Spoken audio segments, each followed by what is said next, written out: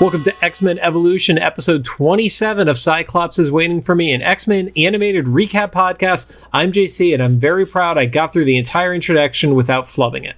Yay! Did you hear the cold open for the one that just posted? Yeah. I thought that was great. Thanks, Rod. And I'm Rod. We are marked as explicit content, so it's okay. Yeah. And I'm Rod. I forgot that I have booked myself for a music convention tomorrow. Rented car and everything. I'm preemptively tired. You're perpetually tired. Oh yeah, especially in this little era because I'm in this middle of this gigantic project. I'm usually busy. I think I've gotten used to that baseline. This current era, like the last 4 months, and then the next month is like this extra, oh god, like what's going on? Anyway, Cyclops is Waiting for Me is our weekly podcast series where we're going back and watching every single X-Men animated episode we can find, along with some bonus episodes. Our first series started with the original 1992 X-Men animated series, building up to the release of X-Men 97, which we thought was coming to Disney Plus last year, but until that happens, we will be covering other X-Men animated series like this one, X-Men Evolution. Sorry if that sounded weird. I'm getting 20 texts from our friend Ali Spagnola. Thanks, Allie. I have everything on silent, but my watch was just like... Stop electrocuting my co-host. Some quick reminders. We're a recap show about a series that started over 20 years ago. There will be spoilers, and if you don't want it spoiled for you, pause the podcast, watch the episode, and then come back. We are currently not sponsored by or affiliated with Marvel Animation, Disney Plus, or Hulu, because Rod is a prick, and I forgot to remove that from the script. It's all good. Actually, I haven't checked out the Marvel stuff that ported over to Hulu yet. I'm assuming it's just the same. It's got to be the same. Just with commercials, right? Yep. And by the way, Rod, make sure you read the paragraph because it is different than your normal rigmarole. There's an update in it. Don't forget to follow us on social media at Cyclops IWFM Pod on Instagram, TikTok, Threads, X, and Facebook. And of course, make sure to follow us on all your favorite podcast services. We just found out the Google Podcast is going away. Oh, it's so funny. I think I heard that in a briefing somewhere. So if you listen to us there, please follow somewhere else. While we have heard it will migrate to YouTube Podcasts, who knows if the follow will too. Today I learned that there's YouTube... podcasts on the... I just put that together. I was going to say YouTube podcast, the one that we upload. Got it. Right, but I don't know if you're following the feed on Google Podcasts, if it's automatically going to identify the RSS feed and stuff like that. That part wasn't clear. If it does, you'd have to rely on the machine learning, which I wouldn't have faith in. The machine learning cuts off the last 12 characters of every one of our titles because we upload through Spotify for podcasters, which I think gives you a 200 character limit, and YouTube stops you at 100 characters. Luckily, it's a podcast or review show or something like that gets cut off, not the important stuff. But yeah, that's a choice. And speaking of the Spotify for podcasters, if you listen to the last one that just posted, the Walk on the Wild Side episode, if you were like in the first, hour of when it posted, you heard the song at the end. We found out afterwards that I could tag the song like I mentioned in the episode.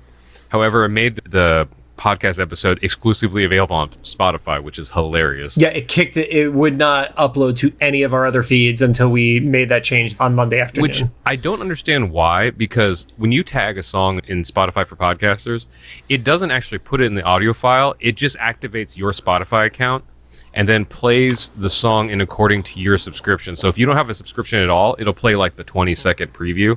But if you do have a subscription, it'll just play the song. So I don't know why it just doesn't leave it out for all the other platforms, but who knows? Whatever. I have no idea, but I was like, it's noon. Why is our podcast not uploaded yet? Yeah. It's the only time that our video feeds for Facebook and YouTube went live first. Got a few other things housekeeping before we get into the episode. First off, shout out to Johnny I Music on Instagram. Pointed out that Boom Boom's dance was actually inspired in the last episode from Jessica Alba's character from Never Been Kissed. And I went through, looked at the GIF that he shot us on Instagram, and then looked at the scene, and it is spot on. It is Jessica Alba's dance from Never Been Kissed, and it's right before the Gene and Magma Coyote Ugly reference. Oh. So they are like rapid firing references in that dance scene. Still no luck on the She's All That reference, which was mentioned on the Evolution fandom. Maybe they just meant in vibe or energy. I don't know, man. It's so specific to say that because there's not really a vibe to She's All That. Quick update to the Facebook conversation from 2 weeks ago. No sooner did I say that than the moderators of the Facebook group for X-Men the Animated Series actually started coming in and getting rid of a lot of the toxic shit. Props to them, although now they're dealing with a different issue, which is not an offensive issue, it's just an annoying issue, where for about a week and a half, everybody has been doing these posts that are like, I'm going to fan cast this actor as this character, to the point where they're now like just deleting those posts because it just became its own like internal meta within the Facebook group. And it was like, oh God, this is a lot of people who never have attempted actual comedy and they think they're funny with some of this stuff. And it's just the cringiest shit possible. It's like those people, they're like, there, I said it. And that's right, their joke. It's like you had people who were picking actresses to be Rogue. And then actresses who would not be a good fit for Rogue, and then like Danny DeVito. I know a lot of people don't agree with it, but after seeing it, I would love to see Keke Palmer as Rogue. After she did her Halloween costume and the whole video she posted a couple years ago, I think she might actually be a good fit. The only thing I don't know about her is I don't think I've ever seen her act in something, so I don't know if she could pull off the character. That's the thing that I'm not even saying I'm against it. I just have a blind spot with her acting ability. Before we get into the episode today, as we're recording, the 97 cast list, there was an updated Yahoo Entertainment article with it that Larry Houston shared, so we know it's legit. We have Ray Chase, who's going to be the voice actor for Cyclops. He's obviously replacing Norm Spencer, who had passed away a few years ago. Jennifer Hale is going to be replacing Catherine Disher as Jean Grey. Catherine is still going to have a voice in the show, but she's not actually going to be Jean. And Jennifer Hale, for those of you who don't know, mostly does a lot of work within the video game sphere, did a lot of voices for Mass Effect. I think, wasn't she Kronika in Mortal Kombat? She was. 11? She was Kronika in Mortal Kombat. Very cool. And I think she's in the new Johnny Cage movie as well as a couple of voices. I need to actually still watch that. Oh, I should have told you over the holidays watch it because it's actually a Christmas movie. I started to, but I started watching it. It was too late, and I was just like, I don't have the energy for this. Also, I would not blame you if you didn't like it. I loved it, but it is way out there. It's like Johnny Cage in the 80s during the holidays. Yeah. Lenore Zan is returning as the voice of Rogue. That was one of the ones that we had known pretty publicly. George Buza, sorry if I'm saying any of the last names wrong, is coming back to be Beast. As mentioned, Allison Court is stepping aside from the role as Jubilee, so Holly Chow is going in and playing that role. Oh, very cool. Allison Seeley Smith, who did the voice of Rogue the most of any of the original voice actresses, she is going to be returning as Storm. Cal Dodd, who is most famous for doing Wolverine, is returning as Wolverine.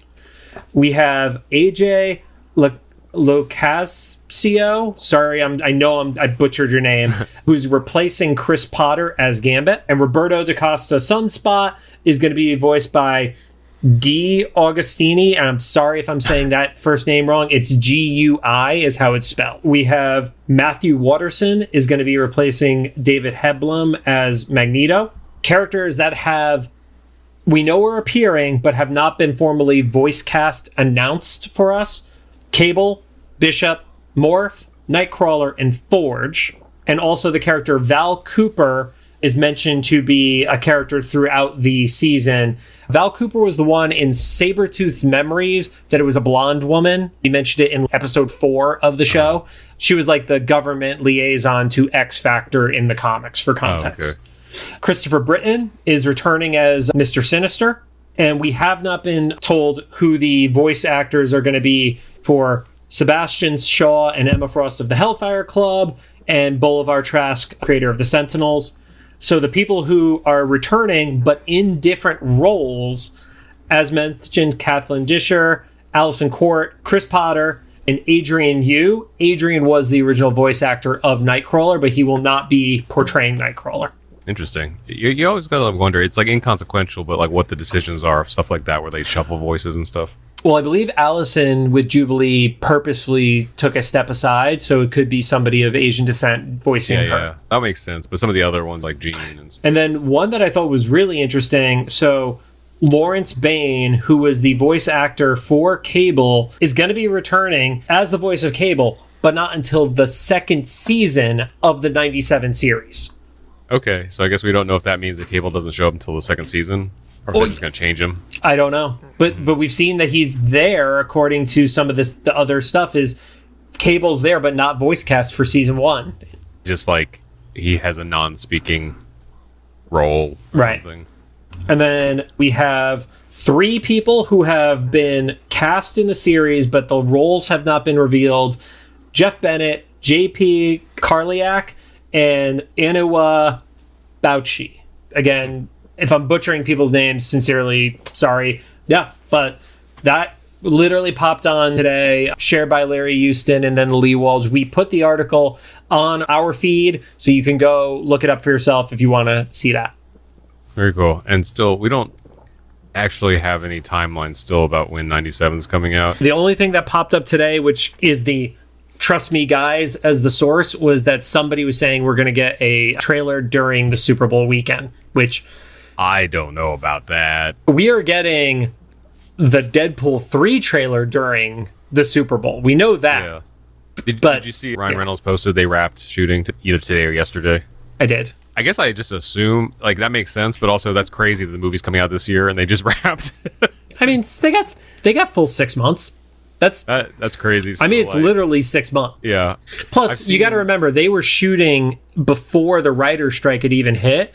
Yeah. So it's not like stuff was still happening on that movie, even on the stuff that was struck if your union wasn't part of what was struck, right? Like post-production or something. Yeah. Yeah. And then, totally separate thing, I saw Mortal Kombat 2 wrap shooting too. I guess it kind of happened When are you going to start your Mortal Kombat podcast? I feel like you're like this close to doing it. I don't know if I have enough to talk about that other people who are into it don't already know. After seeing the Facebook group of people who are fans of X-Men the Animated Series and some of the questions that are asked, I feel like there are lots of people who don't know as much as you think they do. And then the last thing before we get into this specific episode, let's talk about the episode order, because we mentioned that the order that is on Disney Plus also became the order on IMDb. We believe is not the correct order of the season. Pulled this from one of the wikis, give it credit to the X-Men Evolution Fandom wiki, and it helps us place a few of the things. So, important aspects of it. Looks like everything up until On Angel's Wings and African Storm were in essentially the same order. That was followed by Joyride, and then that went into Walk on the Wild Side. Oh, okay. Yeah. Yep. After Wildside is this episode, Rebirth. Oh, geez. Then we go into Mindbender, where we started. When that was. Mindbender was like 5 or 6 episodes back. Wow. But that we know is as an important factor, because that's when you start seeing more of the reveals of mutants using their powers in the open, because obviously when they're hypnotized, they don't give a shit about being caught. From Mindbender goes to Shadow Dance, which was the last episode we did before the holiday, and the stuff happens at the school. Then we go into Retreat, which was the Beast as Bigfoot episode, and then it comes back into proper order with Hex Factor, which is the next episode. Oh, wow. So, okay, that's all over the place. We were talking about, will they address the use of powers publicly getting out there? The fact that there's no follow-up about the powers in Retreat or really mention of it in Hex Factor was surprising. Yeah. And we don't need to get into Hex Factor right now, but I just figured I would use that to help set the landscape of, out of 6 episodes, literally 5 of them are like powers being put out there publicly. After we finish Evolution on YouTube podcasts, because it's the only one we can do separate playlists, we should make a separate playlist of like a script order. Oh yeah, I could do that. I mean? That's easy. And if it's listed as script order, then it'll make sense if our banter isn't in chronological, but at least the episodes would be and stuff. But the main one, we would be chronological order. That's wild, though. That's almost as bad, maybe worse than 92. No, not worse than 92. Well, I guess Jean, they were doing a memorial for Jean after she was alive again. Well, I just mean the amount. There's a lot of shuffling within the season, but there's not a season in another season. No, we had that in X-Men 92 as well. No, that's what I mean. You had season in another season, but I guess this one didn't really.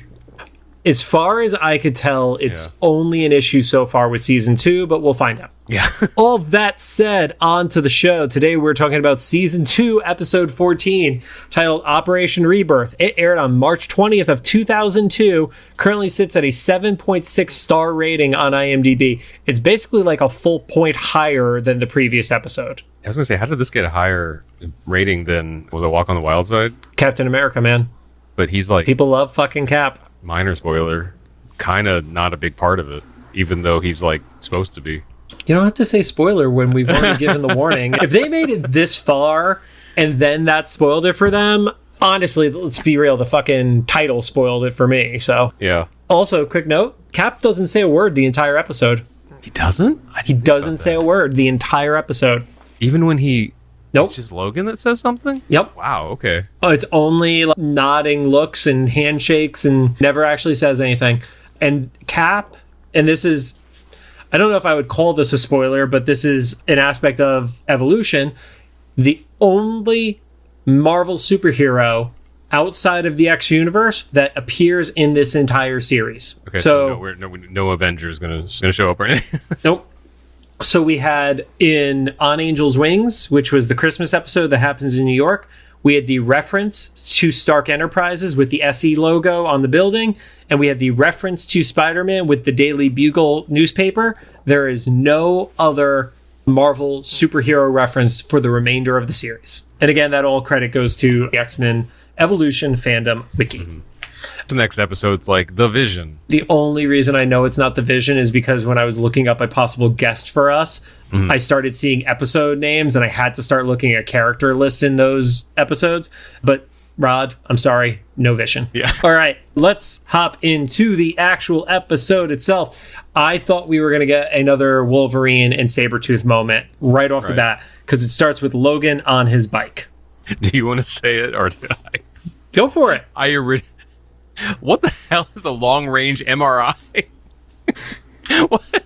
Cartoon logic, but that cracked me up. I think if it wasn't the first, it was like one of the first things you heard from like the intercom on the helicopter. Well, it started out with tactical chatter, and it didn't seem like consequential. And then they said the phrase long-range MRI, and I was like, okay. I feel like that, like they were just like one step behind just having a giant magnet getting dropped from a helicopter, and just can we pick him up? I'm used to hearing like X-ray vision or X-ray camera or whatever, but MRI specifically is because that's the machine you have to be very still in for a long time. Right? Yeah. So because I can't remember if I was in it as a little kid, but I know like when other friends and family have been in it, like, you can't even talk or anything because the slightest movements will like blur the image and stuff. Yeah, you have to be perfectly still. It like gives people who have claustrophobia like major attacks from it. So yeah, we see from the perspective of this long range MRI Wolverine's skeleton. So they going 65 miles down the highway. Yeah, dude, it's that shield tech. It is fucking spot on. And then they had a great shot, and we've chatted about this in certain episodes. It was very cinematic where Logan smells something, and then he pulls out or pops his claws, and he sees the reflection of the helicopter overhead from his claws. I think that was really cool. Once again, I had to laugh at him smelling the helicopter, or I guess it was Fury. Maybe, right? I wasn't sure at that point. It could have been a helicopter. It could have just been like, people. Yeah. Yeah. Or, I guess maybe if you knew it was a shield copter, maybe there's something special about it. I'm going to go with that because otherwise he's just going to be distracted by every like motor vehicle and air thing going on. I mean, your Fury theory isn't bad because we know he could spell Sabretooth from miles away. And classic Fury would smoke a cigar with Dumb Duggan all the time, so... Oh, yeah, and we don't know if Logan and Fury have a history, too. I feel like they have to. Logan, I mean, like a romantic history. No, like God damn it, Rod. It's the other universe where he's banging Hercules, not this one. My only other note here was Logan gets chased by Cybertrucks. Way ahead of its time. Those were Hummers. And they were just drawn really box-like. So. Do you remember the old Hummers? Oh, is that what they look like? Dude, the old Hummers, like that... The ones that were first like street legal Hummers were very much like that. Well, they crashed too. That was why. Yeah, but they had drivers. So yeah, they're chasing through the woods. They're cutting down trees and all this stuff. And I'm just waiting for one time Wolverine's like claw just gets snagged and his arm just rips completely off of his body as he's doing this shit. Gets to a cliff and the helicopter comes up from behind, give that big reveal, calls to Logan, and you see there's the big shield sign on it, and he actually calls him Weapon X. Yeah, that was pretty cool. And he delays. He's like, or should I call you Weapon X? And I don't know if I'm reading too far into it. I think that means that Fury is coming back in the episode we know that's going to debut a new character. Oh, okay. Yeah, that's my gut on it. And then we cut into the intro. And this was back when Fury was still white. Yeah, because this was 2002, and we wouldn't get Samuel Jackson until 2008. Oh, yeah. Like 2000. Do you remember when David Hasselhoff was Nick Fury? It's a thing that I've seen but never watched, yes. You know what's funny? I remember as a kid wanting to watch it. I don't remember anything from it, but I don't remember not watching it. Because I feel like I would have remembered either being really disappointed about missing it or not being allowed to watch it, and none of that happened. So I have a feeling that I watched it and it was so inconsequential that I just have no recollection of it. Because it was a made-for-TV Fox movie, like Generation X and stuff. Interesting point of you bringing up that this is the time where Nick Fury was still white. The debut of the Ultimates, the cover date on it is March of 2002. And the Ultimates was the universe with Nick Fury, where the character design was literally inspired by Samuel L. Jackson. Yeah, and that's when Sam Jackson said he saw himself on the comic shelf. Oh, was that his quote for it? There was some urban legend. I don't know if it's urban legend or that. I haven't ever seen an article or interview myself, but I've heard people talk about how he walked into some comic shop or something and he like saw his face. He was like, "Hey, this is me." He occasionally shows up at my comic book shop, so now I have to stalk. That's fun. Yeah. I've not seen him there, but I know he has shown up and they posted about it on Instagram. I'm not doxing Nick Fury. So, quick note, because we talked about this previously. Does the intro change? No, it had not changed yet. I watched the intro through this time because I skipped it a bunch of episodes. It is the same intro. I just haven't watched it in 20 episodes, and and so it seemed new. At that point, did you think this was going to go down a Weapon X route? What were you thinking when Nick Fury showed up? I just assumed, because the thumbnail on Disney Plus is just Captain America. It didn't really leave a lot of room for misinterpretation. Yeah, so I was like, okay, so in this world, Nick Fury's involved with Captain America somehow or whatever. Yep. The only thing that was a surprise was how little Captain America had to do with the episode. I thought this was going to be like one of those episodes where there's 5 minutes of the present time, and Logan does a little flashback, and then we're just in sepia tone for the rest of the episode, but that was not the case. What was the name of the episode in 92? Old Soldiers, that one. Yeah, where the entirety of it was essentially the flashback. Yeah. Which would have made sense because it would have made it easier, especially in a time where their episodes weren't being like chronological. This could have lived wherever almost. So, come back from the intro. Fury specifically calls him by his Wolverine alias as well, so he knows everything going on with Logan. Wolverine tries to leave, and then Fury basically says to target the bike. So you have this shield helicopter that's just going to blow up. There's nothing special about Logan's bike other than it's Logan's bike. It's not souped up. It's not like the X-Jet or any shit like that. It's just literally this guy's motorcycle. I thought they were going to do it, and then he's like, you don't have a ride home. But then, on hindsight, I was like, then Wolverine just would have murdered Fury. The little reference I thought that was awesome was here. Logan calls Fury Patch, which is an obvious joke because of the eye patch. But one of Wolverine's aliases in the comics is, I believe he's like a club bar owner in Madripoor, and the alias's name is Patch. That's right. Yeah, you mentioned that before, I think sometime in 92. Yeah, we've not seen it, but that is a thing. And Hasbro is releasing a 2-pack that is Logan as Patch and Gray Hulk as Joe Fixit in a matching white tuxedo. Oh, that's fun. I'm not buying either of those. Hasbro's been going crazy with X-Men figures lately, not just 97 figures, but there was a Brood Wolverine with Deathbird. There's been a lot of it lately. You can definitely tell where the original timeline of this 97 releasing was supposed to be. Yeah. Wolverine also mentions that he's not with S.H.I.E.L.D. anymore. I had to kind of figure that out on my own. I was like, wait, he was an agent of S.H.I.E.L.D.? And then I guess we see a little bit of that, but it was probably more so the Weapon X thing, right? That's the piece that isn't crystal clear, is if it's Department H from Canada that created the Weapon X program, or if it's a little bit more like what the modern comic version is, where Weapon X is not X as in the letter X, it's he was Weapon 10, yeah. and Steve was Weapon 1. Oh, I didn't know about that. Okay. Yeah. Interesting. Yeah, Phantom X, which if you've ever seen the guy in basically the all-white suit with the trench coat and he has the pullover mask, he looks a little bit like the White Ninja G.I. Joe Cobra villain, Shadowstorm. Yeah, Shadowstorm. Yeah. Or Storm Shadow. Shadow sounds more right. Yes.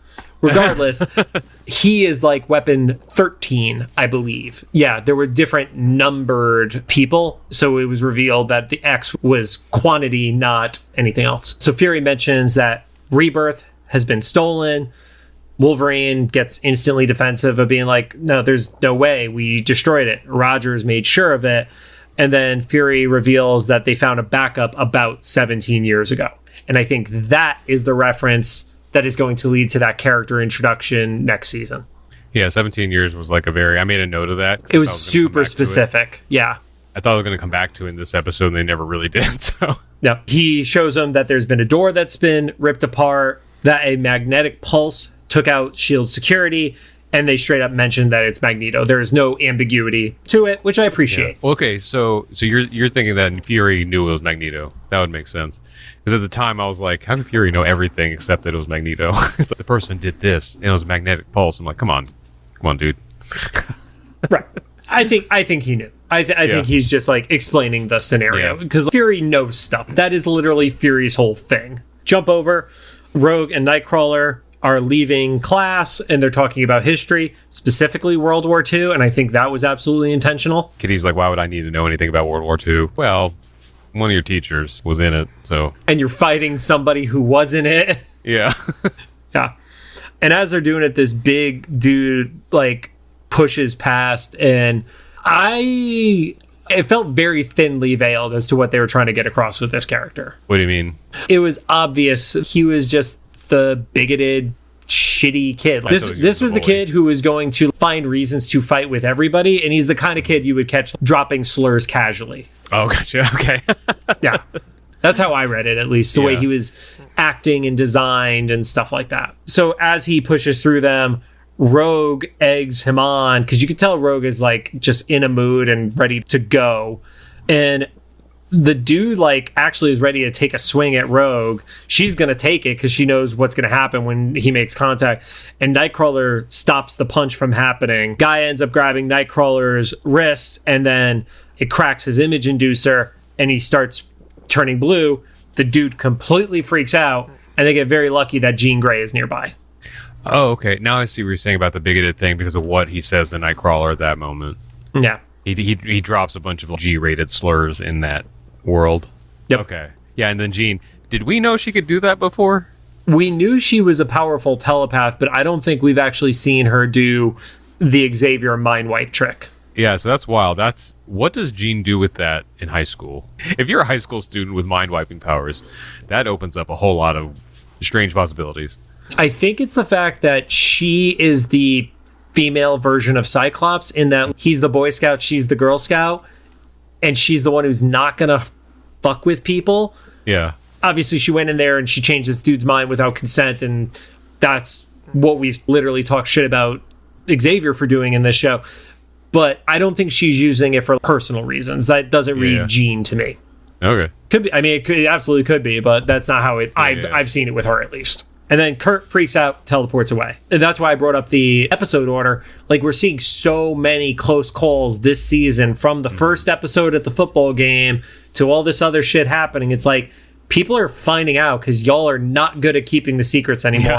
Yeah. It's like, you guys were good when it was just Jean and Cyclops. But the second you started expanding out this team, everybody's just getting careless. Yeah, there's too many loose ends out there. Jump back over to the mansion, and we get the reminder that Jamie Multiple is on the team, who's sitting there with the dogged version of Wolfsbane, just doing homework. Yeah, and I think this was another drop in the bucket of evidence of my theory a couple episodes ago that Wolfsbane or Ronnie, Rain, whatever, and Multiple are arranged. Sorry.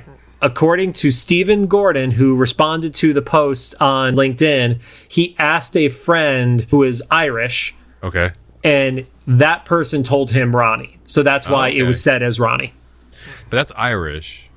Would a Scottish person pronounce it? I could be fucking up that they're Scottish, but I thought they were Scottish too, so who knows? I believe. That they may be more similar to age because they're like hanging out and stuff. They didn't say explicitly, but I was just wondering, just because of how tiny her human voice sounded in the Retreat episode and stuff. Yeah. But it was she is also a very petite character in general, which is why, despite the movie itself being hot trash on fire, the actress who played Arya Stark was a very good fit for her in that, I felt, because she's a very tiny person too. So Wolverine is with Xavier. He's explaining Rebirth. There's mention that a lot of Logan's early life he doesn't remember, but this part they say he remembers pretty much everything up to this point, and that's when stuff starts to get fuzzy. This is when Xavier learns how old Logan is, or Logan is older than he thought. I guess we don't really know how old Logan is, but Xavier's like, World War II. I knew you were old, but holy cow. Yeah, he didn't know you were, like, you're older than me, it basically is what he was dropping there. We go into the flashback, and it shows the Steve Rogers origin into Captain America. What was very important on this one compared to the traditional origin of Steve is there is no attack by one of the Nazis, which destroys the chamber. Or in this show, it's the plus sign people. No, there's still Nazis, but I'm pointing out that they don't destroy the chamber, Rod. Every time they show them, because they can't put a swastika on kids' TV. It's just a plus sign. It's funny. It's like, I want to know what they call that in this universe. Master race? Yeah. Yeah. So we see Steve in the tube. It gets turned on. He has a flash of light, which makes him bigger. We see that there is a soldier who is getting attacked, gets hit with a bomb as the pilot from the plus sign people is coming back around. Cap on a motorcycle lands in front of this dude, hits the plane wing with his shield, and saves the soldier. Yeah, but doesn't he use like reflection? Oh yeah, he blinds him first with the reflection a little bit. Which I thought was so like on the nose. He was like, Captain America uses light. His light. I didn't even think of that. That's perfect, though. Because he's that much of a Boy Scout. He's like that good. There's a Canadian truck where Wolverine is on, and they take the injured soldier from Cap. Oh, and that's where, to your point about how old Wolverine is, that's where it gets mentioned by Xavier. And because he was not only was he around in World War II, he was old enough to be a soldier in World War II. Yeah. And Xavier also implies that the world doesn't know Captain America was Steve Rogers, because he says something like, oh, if Steve Rogers was the infamous Captain America, so this world doesn't know the name, the human name, or the government name of Captain America. Right. They just know Captain America is Captain America. It almost makes me wonder if that's something else that's going to be like readdressed in the later episode too. And that's where Wolverine mentions that right after this, that's where things start to get fuzzy for him. Yeah. And then Xavier digs a little bit more and is, why didn't they keep doing more of this? And that's where Wolverine points out that it destroyed Steve, which is very different than what we've seen in other versions of the character. I was going to ask, has that ever been, because all the versions of Captain America that I've ever seen, like in cartoons growing up and the MCU movies and stuff, or even that crappy movie when he was like in the motorcycle helmet, that didn't seem like the case. It was always that because that lab got destroyed and all the scientists died, that they could never do it again. I've not seen where it destroyed Steve, but there is aspects of it. It was especially seen in Captain America and the Winter Soldier, where Isaiah Bradley, who was the Black Captain America, his body degraded because of the super soldier serum being put into him. Yeah, so like I've seen that before, where there's like previous versions that they tried of the super soldier that fail, but I've never actually seen Steve himself be the one that like had the negative effects. I've seen a few alternate timelines where Steve's body starts to fall apart. Like if you look at Earth X as a story, I believe there was like a little bit of that in there, but no, this is the one time where I've seen Steve Rogers, his body falling apart as he's still in World War II, basically. Mm-hmm. Yeah. That's rough. Yep. And then that's where Wolverine mentions to Xavier that Magneto's involved. And I feel like he buried the lead there. Right. I don't know. You guys all thought he was dead. Then he comes back and fights Cyclops and Rogue in New York. nothing else. And then this dude pops up to steal something that's a pretty big fucking deal. I would have led with Magneto's being involved. He wanted a very dramatic reveal. Grand reveal. Yeah. Walking through the hallway, Nightcrawler and Rogue see a power surge. They know the only thing that's going to make the power surge in that building, because there aren't any other electric mutants right now. The only, maybe Storm at most. The only thing that's going to cause a power surge would be Cerebro. So they decide that they want to go down there and check it out. And then furthering the conversation that we've been alluding to for this episode about more chances for mutants to be revealed, they mentioned that there's an exponential increase in the X gene in the general population right now. And Wolverine says it's going to be pretty hard to keep it under wraps for much longer.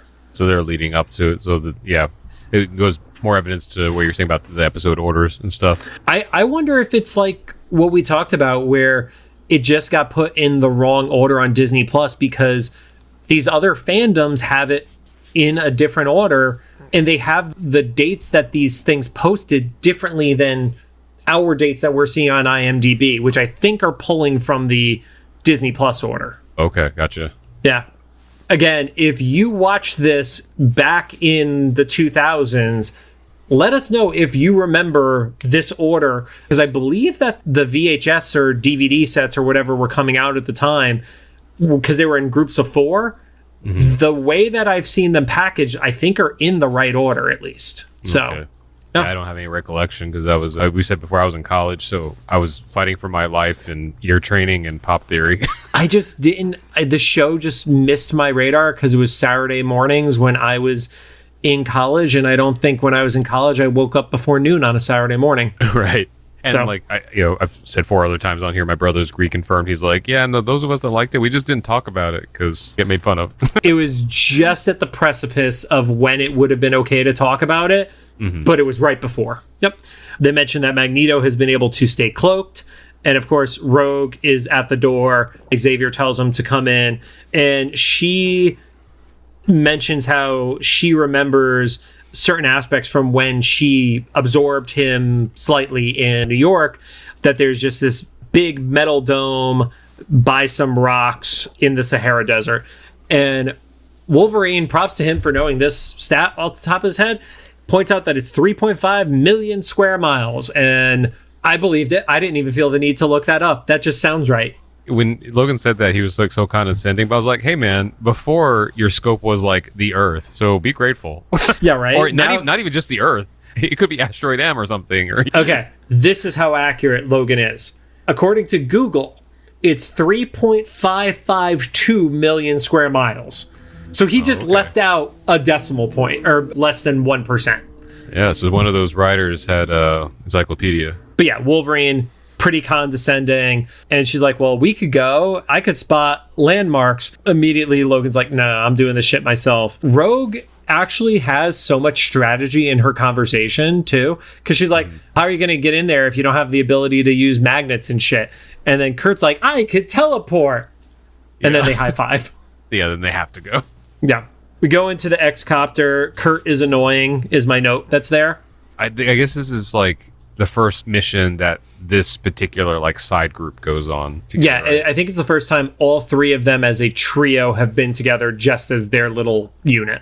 And this is actually like a mission of consequence, because it's not like they're trying to put out a fire or something. It's like Magneto is going to do something bad and we're not even completely sure what that is. So which I'm a little bit shocked that for it being Magneto, that Professor only sends a team of 3. Oh, yeah. Yeah, especially when Logan expressed, like, this is too dangerous for these kids to go on, so just a couple of us are going to go. But Kurt mentions team of 2, referencing himself and Rogue, which triggers a memory for Logan where it's back in the past and him being paired up with Captain America as they're going to free some people in a POW camp in Poland. So, quick note on that one. And again, almost all the facts about these next 2 episodes, this one and the following one, came from the X-Men Evolution Wiki on Fandom. They said that it was a broadcast standards and practices note, that it was specifically listed as a POW camp rather than a concentration camp, which is more in line with the Magneto character. They're prisoners of war of the plus sign people. Exactly. They're asking for mission parameters and how dangerous is this? What are we doing? And the dude's like, you guys aren't getting parachutes. Right.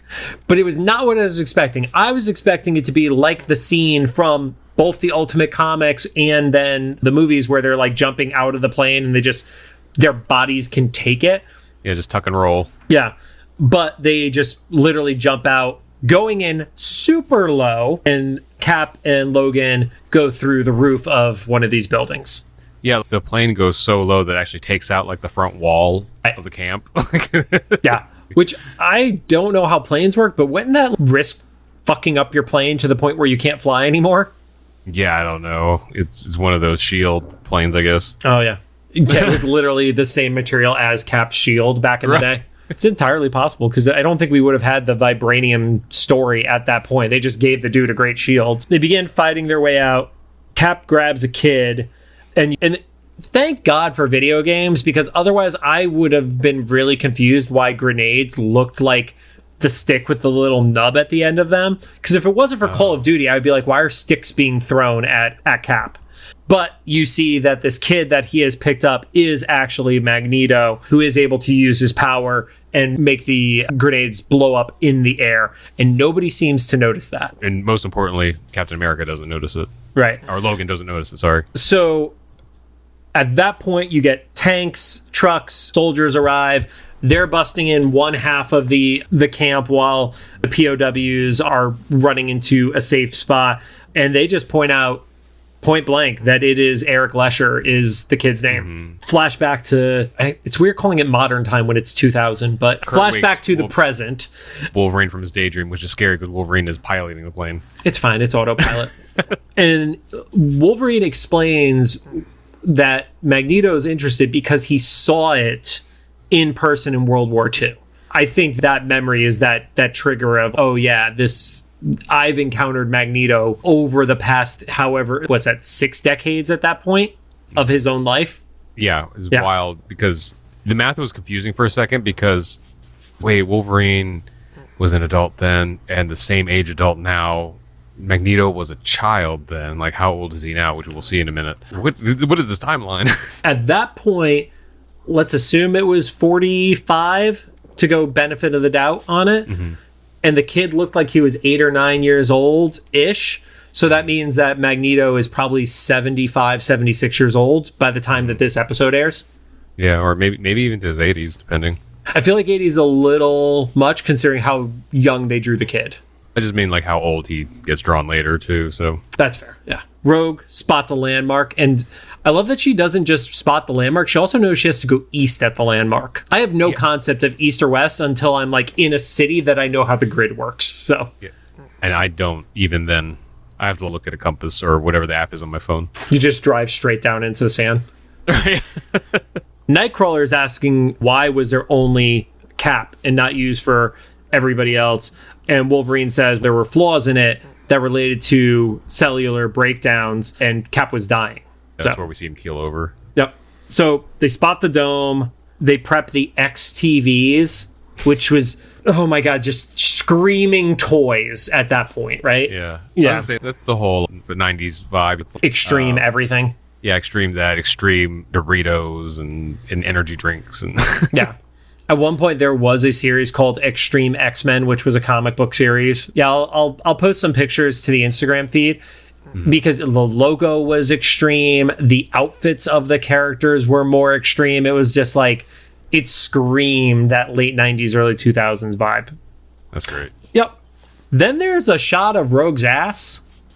I didn't notice that. Maybe I was like looking down and take notes. It's like a profile picture where she puts what I thought was originally a transmitter on her waist. Okay. But it's actually the bomb that they're going to use. But it was just like, that angle is just like, it's 90% of the screen is Rogue's ass. That was a confusing cut to me because they did show that and I was like, what a strange framing, because it's just, like her butt and her crotch. She puts the like little explosive thing on. And then the next cut, you see Nightcrawler walk into frame, and I was like, was that Nightcrawler we were looking at the whole time? And then she walks in the outfit, and you're like, okay. It was just a weird edit. Right. Where, like, the next thing you saw should have been Rogue with just the way it got put together was like Nightcrawler instead. I'm like, wait, what the? Kurt's ass is bonier than that. And, Right. Yeah. And then Rogue asks more about Rebirth. That's where we get a flashback of Cap and Logan shutting down Rebirth. And I use air quotes on that because they basically blew up the facility to not let it replicate to other people. I love how Logan described it too. He's like, oh yeah, no, Captain America shut that down, with the help of some other guy. Yeah, because he's obviously being cagey to everybody else except for Charles about his age and stuff like that. Oh, I didn't even think about that. Yeah, I think it was he doesn't want to be perceived as being more than like 35 years old to these teenagers. Okay, that makes sense. At the time, I thought it was that maybe he didn't want Fury to know. They wanted to just think it was Steve. Right. But it makes sense that he doesn't want to quite yet tell the kids that he's 100 years old. And that he has this massive lapse in his memory for multiple decades. First-hand combat experience with Nazis. Plus sign people. Yeah. Yep.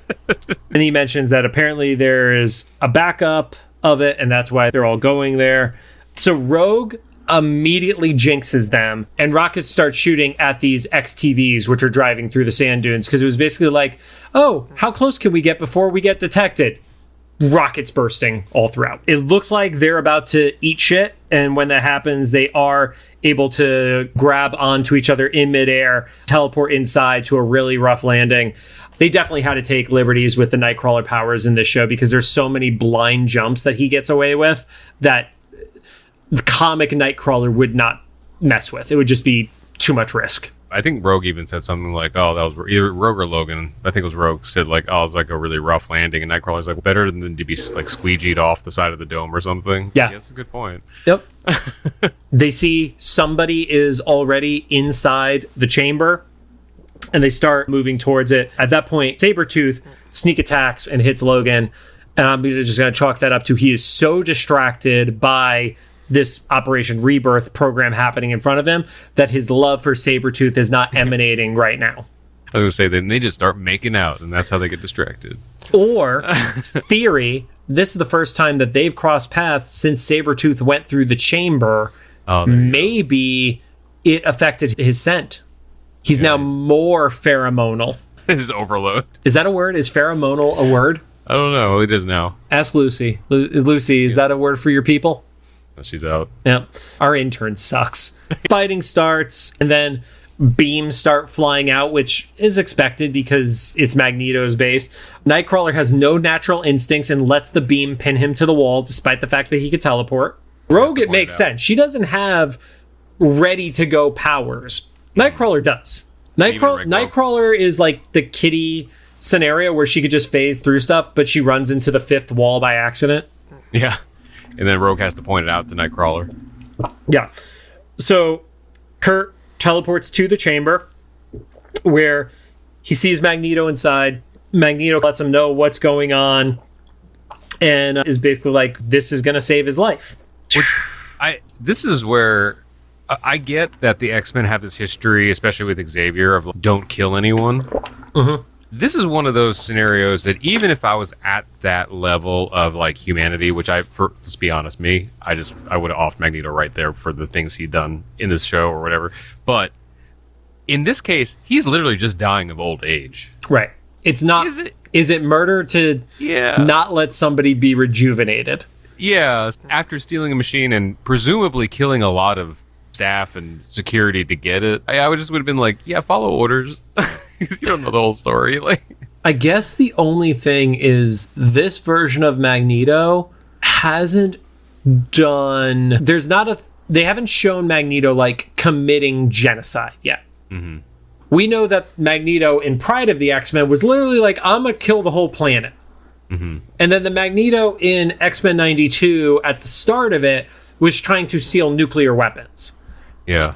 Has this Magneto crossed that line of no return that you would not kill him, but you basically enforce the death sentence? Yeah, I think I would have, just because of the whole Asteroid M and stuff. That was probably a big enough deal for me to be like, you saying this is the best thing is like, I'm not going to co-sign on this. Whatever this is probably a bad decision. And then Kurt's like, but this could hurt you more. And they just keep pointing out, nope, not us, only the humans.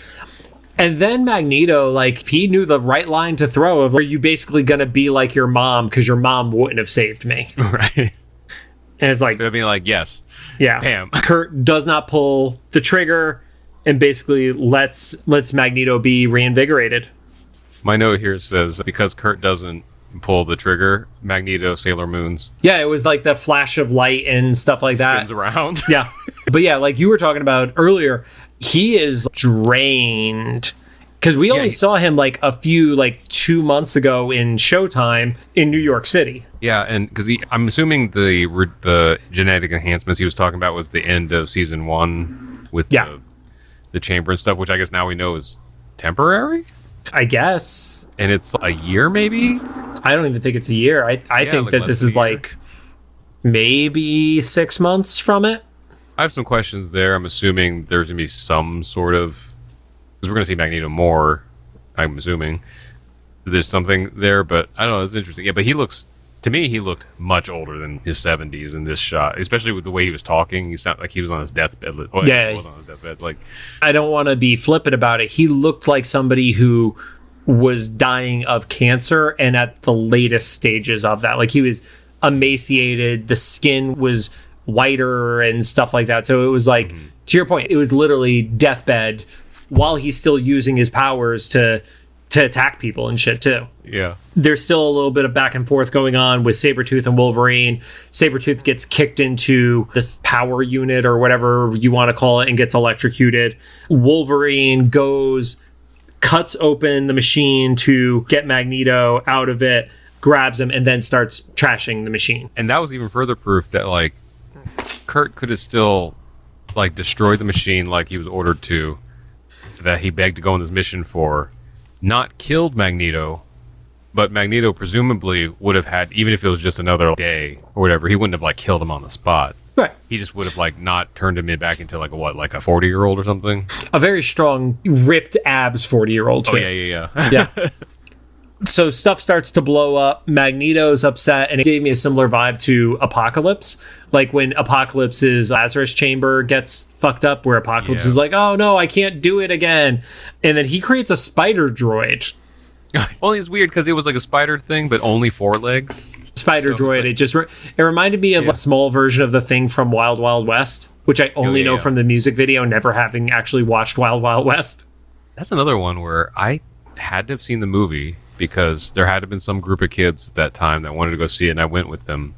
I don't remember anything from it. Kurt tries fighting by hitting metal with other pieces of metal. Really not good at this. Magneto starts to put his cape on and stuff like that. Rogue gets close to grabbing him, and they basically all just get pinned down. And Magneto says he's sparing their lives because they spared his. And then there's a little bit of that reference to Wolverine in Poland, where it's essentially like, oh, after 60 years, I'm returning the favor to you finally. Yeah. And so I couldn't figure out at that point if that meant Logan knew that was him, because he kind of gives a smile. I think he knew from having the flashback of knowing the name Erik Lehnsherr and stuff.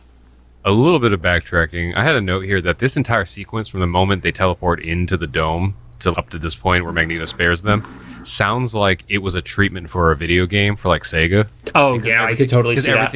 Everything just keeps escalating, right? There's a guy in a tube.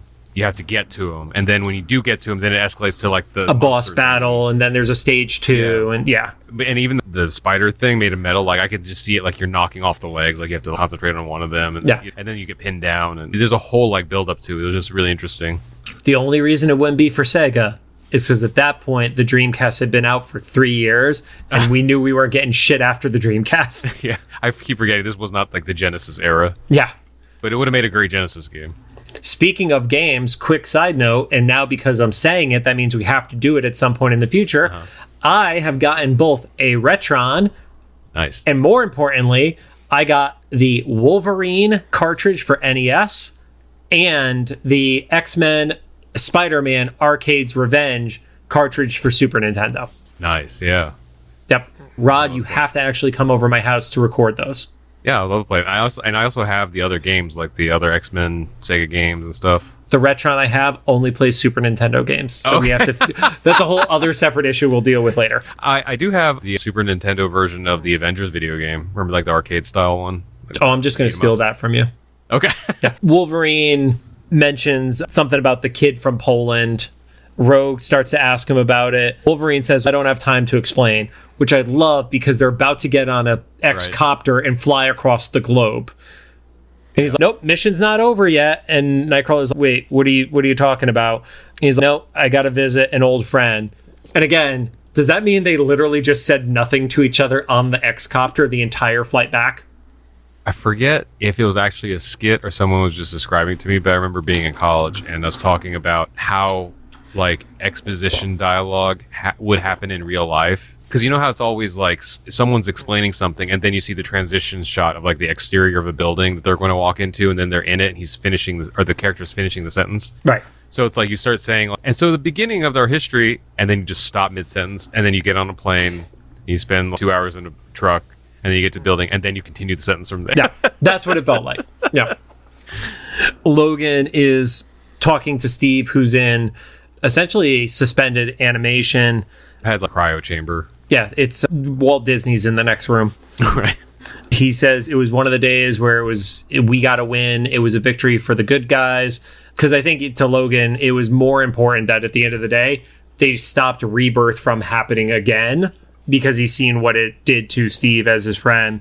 And he promises he's going to find him a cure. I don't know if we ever see Cap again in the series or if that was just like one of those lingering stories to help build Logan's story. And then Fury comes in. He's like, time's up. Got to get you out of here. Obviously, he pulled some sort of favor to give Logan time with Steve. Mm-hmm. And it's the really sad ending where he's like, yep, I was never here. It's like, shit, man.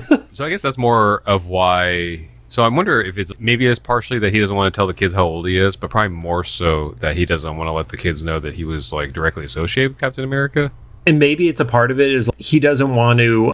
I think he's a private person. I think he just doesn't like sharing. Like, this Wolverine is more outgoing than 92's Wolverine, I feel. And Pride. Just a dickhead. Yo, little side note. And this is for all you people on TikTok. Or the people that left these comments on TikTok. Oh, yes. Let's talk about... Okay. Before we do the side note, any final thoughts about the episode? And then let's talk about the TikTok post. I understand why it was the way it was. The episode made sense. I don't feel like it was like a nonsensical thing. Surprisingly, they made Captain America and Magneto's origins intertwine each other. Yeah. Which I never would have had on my 2024 or 2002 bingo cards. Wild. Yep. So that was done well. I was just surprised there wasn't more Cap based on the thumbnail and the name of the title and stuff. But same.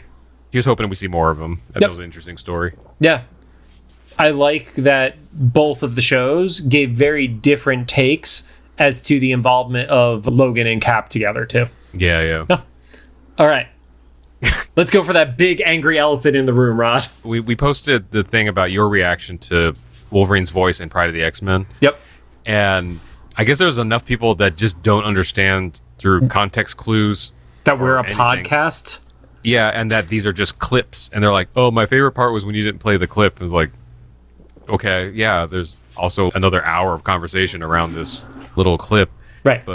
And it was funny is I feel like it's more evident because there's no video attached to it. It's just like the still frame. It's just our voices with the captions on top of it. Yeah. It's not like a traditional TikTok and where I'm like me with my normal TikToks where I'm like laying in bed or someone filming themselves or whatever, giving information.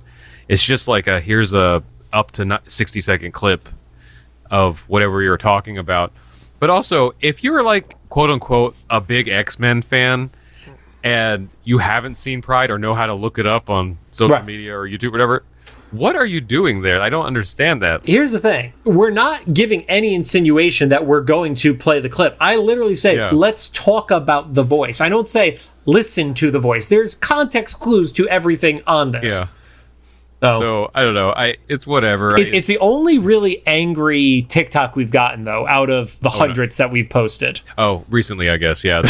There was a few early on that were for also not good reasons. I don't remember those.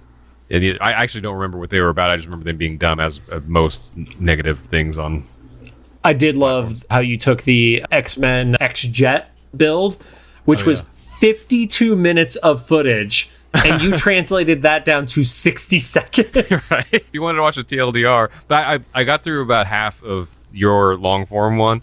That was pretty cool. I like watching Lego builds and stuff, especially if I'm doing like housework and stuff. Dude, I have no idea, and this is legitimate props to every single person who does Lego content where they're building the sets on their channel. I don't know what you talk about for that long.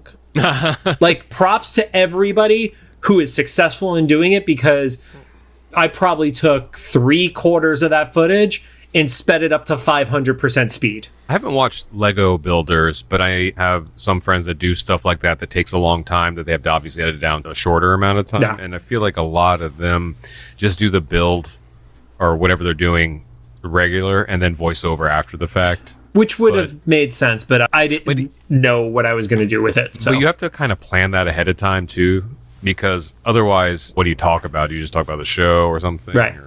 And talking about the show doesn't work when we literally have all this other 100 episodes of content of us talking about the show. How long was the Raw video? It was like an hour? 52 minutes. You know, I don't know which episode we put on it. We might experiment about putting one of these podcast episodes over that footage. That might be interesting. Maybe we do it for X-Men 97. Yeah, or 97, or if there's like one of the bonus episodes maybe. Our next bonus episodes are going to be video game episodes, so that won't work. Okay, bonus is in something not Evo. Like Spider-Man and Its Amazing Friends or something. Something. Yeah. Maybe. Yeah, we're definitely not going to remember to do that. I just want to point that out. All right. Thank you guys for joining us. If you have any thoughts, make sure to drop them into the comments for either the YouTube upload, the official Instagram post about this episode, or in the comments section on Spotify, which people have been going in there and using and interacting with. Also, I've been putting polls up there too. Love seeing when people are going and interacting on those. And if you like what you heard, we would appreciate a rating on the podcast app of your choosing. You can find us on Apple Podcasts, iHeartRadio, Amazon Music, Spotify, YouTube Podcasts, and especially not Google Podcasts, but CastBox is back in there. Your absolute favorite. Can you believe CastBox outlived Google? Yes.